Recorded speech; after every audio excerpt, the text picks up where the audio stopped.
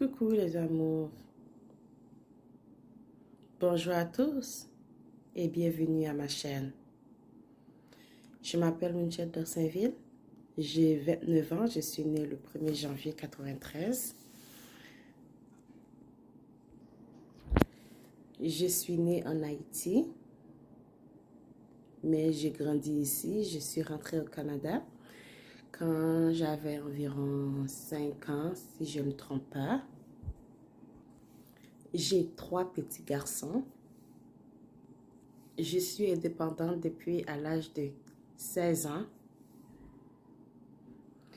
Je vivais avec ma belle-mère et mon père, puis mon demi-frère et demi-sœur.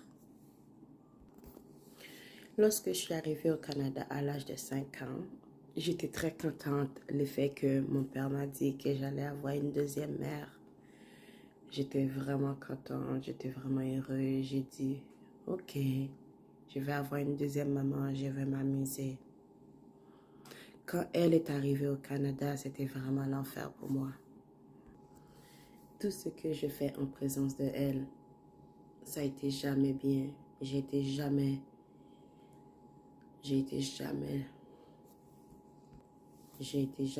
la gentille petite fille. J'étais toujours la vilaine fille. Le jour que mon demi-frère est rentré au Canada, ma belle-mère et mon père lui a donné beaucoup d'affection, beaucoup d'attention. Les autres m'avaient oublié complètement. Je me rappelle, on lui a acheté un joli petit vélo. Puis moi, on m'avait rien acheté du tout. Puis là, j'avais ma cousine qui était un peu plus grande que moi. On a décidé de sortir avec lui parce que je ne pouvais pas sortir moi seule. On a décidé de sortir avec lui, moi puis ma grande cousine. Puis là, moi, j'ai dit que j'avais pas de bicyclette. Puis là, ma grande cousine m'a dit, on va lui mettre assis devant ma bicyclette, puis on va aller au parc. Puis là, quand on a décidé de mettre mon petit frère devant la bicyclette de ma grande cousine, puis moi, j'ai pris sa petite bicyclette, puis j'ai commencé à rouler. J'étais très contente. Puis, malheureusement, il s'est fait mal à la jambe gauche, à sa cheville, il s'est fait mal. Mais il n'avait pas encore la carte santé. Puis, mon père a vraiment mal agi avec moi. Et ma belle-mère a dit des choses qui n'étaient pas gentilles, mais c'était vraiment pas ma faute. J'étais juste un enfant. Lui avait 4 ans, moi j'avais 5 ans. Puis je pense dans le temps comme ça, ma grande cousine avait peut-être 10 ans ou 11 ans, je pense. Puis là, on lui a apporté à la maison, puis ma belle-mère était vraiment frustrée, fâchée. Elle a lancé la bicyclette, elle a dit, oh, tu peux la garder dans ma langue maternelle. Puis après ça, je me suis fâchée. J'étais allée me cacher, puis on lui faisait des remèdes pour sa cheville qui était comme genre fracturée, je peux dire.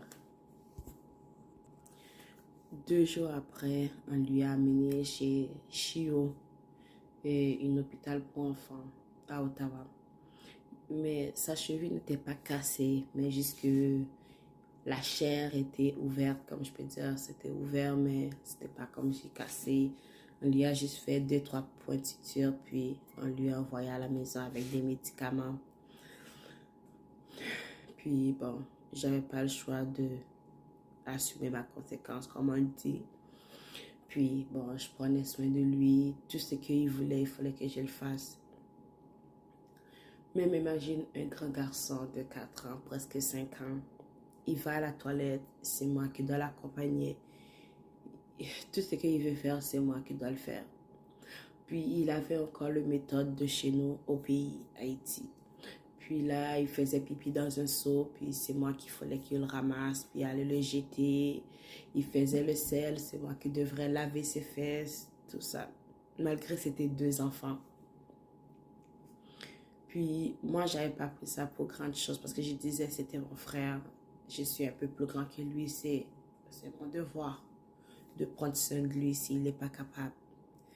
Mais à force à mesure, et ma belle-mère a pris l'avantage sur moi, a fait des affaires mal, qui étaient injustes. mais j'avais pas le choix de l'accepter. Parce que j'étais encore mineure, j'avais 6 ans dans le temps. Puis là, je me rappelle, on a déménagé sur Edmonton. On a déménagé moi puis mon frère. Puis elle venait juste d'accoucher et sa fille. Puis c'était dans le moment que sa mère est décédée. La mère de ma belle-mère est décédée. Puis après, elle est partie en voyage. Je suis restée avec ma tante et ma grand-mère. J'ai pas trop eu une enfance facile. C'était une enfance très difficile et très triste. Et je sais pas combien de jours ou de temps ça va me prendre pour raconter tout ça. Et c'est pas quelque chose qui est facile. C'est très difficile. Très, très difficile. Puis là, elle a eu ma soeur. OK. Puis après ça, c'était vraiment difficile pour moi. Le lit de l'enfant était dans ma chambre. L'enfant pleurait. C'était moi. Tout, c'était moi. Malgré j'allais à l'école, c'était vraiment difficile. Puis il y avait un moment donné que je pouvais plus apprendre parce que mon père me frappait souvent à la tête, me maltraitait comme on peut dire. C'était vraiment pas facile pour moi. Je savais plus quoi faire. Je pouvais ni appeler la police, je pouvais ni rien faire parce que j'étais mineure. Puis ils disaient c'est comme ça qu'on fait chez nous, tout ça. Mais moi, j'avais pas de problème qu'on me donnait des petites punitions. Mais commencer à boire, me frapper avec n'importe quoi, me frapper à la tête, juste parce que je voulais pas changer une couche, ou juste parce que je voulais pas faire la vaisselle. Écoute, là, 6 ans, à cause que je voulais pas nettoyer la maison, on me laissait beaucoup de travaux à faire. J'avais presque plus le temps pour étudier ou faire mes devoirs à l'école. Et j'étais souvent fatiguée à l'école. Et je savais plus quoi faire. C'était vraiment difficile. À chaque jour, je faisais des conneries à l'école. Puis malgré que je sais, quand j'arrive à la maison, c'est mes fesses qui vont le payer, c'est mon dos qui va le payer, c'est ma tête qui va le payer. Je faisais des conneries pareilles parce que j'étais un enfant. Puis je voulais me sentir comme un enfant. Je me suis sentie que j'ai grandi trop vite parce que j'avais la responsabilité de ma petite soeur et mon petit frère et même de la maison. Nettoyer, laver les vaisselles, laver les habits, placer les habits à leur place pendant que mon frère et ma petite soeur jouaient dehors. C'était vraiment difficile pour moi. C'était vraiment difficile. Et je savais même plus quoi faire et quoi dire. Puis là, j'ai commencé à chuter gravement à l'école parce que j'avais plus vraiment le temps pour apprendre. J'avais personne pour m'aider à réviser. Malgré que j'avais 6 ans, j'avais personne, même mon frère. Mon père prenait son temps à l'aider. Pour moi, il me disait, je ne suis pas ton père, tout plein de choses qui peuvent blesser un enfant de 6 ans. Il sortait souvent avec mon frère.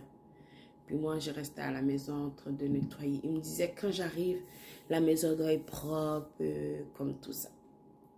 Ou soit qu'il m'envoyait acheter du lait, il dit comme ça, je vais cracher à terre. Tu dois arriver avant que ça soit sec. Puis là, il fallait que je cours dehors comme un malade, puis amener ça vite fait. Comme si ce qu'il a dit, c'était déjà fait. C'est moi qui allais payer ça, c'est mes fesses, mon dos et ma tête qui allaient payer ça. Il y a un jour que j'ai raté mon autobus parce que ma belle-mère est restée couchée dans son lit confortable. Il me dit, va chercher du lait pour son bébé. C'était vraiment pas facile. Puis là, quand je suis rentrée à la maison, j'ai dit, est-ce que j'ai raté mon autobus? Il m'a dit oui, pendant que tu es partie chercher le lait, j'ai couru après toi, je ne t'ai pas trouvé. Elle a fait exprès, puis elle m'a fermée à la maison, puis elle est sortie. Puis elle faisait 2 jobs, elle faisait un le matin, puis un le soir avec mon père. Quand les autres partaient travailler la nuit, Je devrais surveiller mon frère et ma soeur. Les autres jouaient dehors. Je vais les aider à faire leurs devoirs. Puis moi, je vais leur surveiller. Puis moi, en même temps, je dois nettoyer. Parce que quand ils arrivent, si ce n'est pas nettoyé, ils vont me réveiller. Puis ils vont me mettre à genoux. Puis me taper. Puis là, je fais ça. Puis tout le monde devrait dormir confortablement. Puis après, moi, je dois me réveiller à 5 heures du matin. Chaque jour, 5 heures du matin. Pour préparer la boîte à dîner de mon frère. Et j'avais pas le droit d'avoir la même chose dans ma boîte à dîner que la même chose que mon frère. Chaque fois qu'il manquait quelque chose dans le frigo, malgré on est 3 enfants dans la maison, c'était toujours moi qu'on accusait, puis on me mettait à genoux, on me disait, pendant que ma belle-mère me frappait, elle me disait, oui, dis oui, c'est toi qui as pris ça, dis oui, c'est toi, dis oui. Toujours, il voulait toujours que je mente pour que je dise oui, pour qu'on n'accuse pas son fils. Il me disait, oui, dis-toi, dis oui. Puis après, elle me traitait de toutes sortes de noms qui sont pas bons pour un enfant ou des mots on ne veut même pas entendre. C'était vraiment difficile pour moi. Puis après ça, quand j'ai eu 15 ans, ou 12, non, 12 ans, désolé, 12 ans, j'ai rencontré une gentille dame qui habitait dans le quartier. Elle voulait m'aider à avancer à l'école, mais j'avais pas de chance. Chaque fois qu'elle me disait viens étudier, ma belle-mère me donnait ma petite soeur qui pleurait, qui pleurait, qui pleurait, qui pleurait. À chaque fois que cet enfant il mange, elle vomit. C'était très difficile. Je pouvais ni réviser, ni rien faire avec cet enfant qui est pris à mes pieds comme si c'était ma fille. Parce que je devrais prendre soin d'elle. Je devrais tout faire. Et c'était vraiment difficile. Malgré qu'elle m'essayait, elle essayait de m'aider à avancer dans mes études. C'était vraiment difficile. Et je n'arrivais pas parce que j'étais trop concentrée à prendre soin de ma petite soeur. Mais c'est pas ça que je voulais. Je pouvais pas dire non. Je pouvais pas dire oui. C'est juste fermer ma bouche, prendre l'enfant et c'est tout. Et aller réviser. Puis après ça, des fois, elle me faisait les cheveux. Elle me faisait des tresses. Parce que ma belle-mère voulait que je reste avec les cheveux comme ça. Elle voulait pas soigner mes cheveux. Puis elle me faisait les tresses. Elle me faisait des tresses. Puis à chaque jour, j'allais chez madame. Parce que madame, dans le temps, elle avait 2 enfants. Elle avait un de mon âge.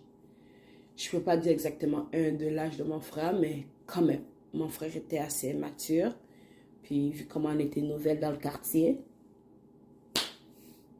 la dame était vraiment gentille. Elle a accepté de nous aider. Puis nous laisser jouer avec ses enfants. Puis tout ça. Mais en tout cas, cette dame était vraiment gentille. Elle m'a vraiment accordé tout le temps que je voulais. Mais elle a tout essayé. Mais à la fin, ça a complètement tourné contre elle.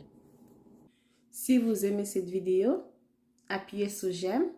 Si vous n'êtes pas encore abonné à ma chaîne, abonnez-vous, partagez et commentez. On se revoit très bientôt. Bisous les amours.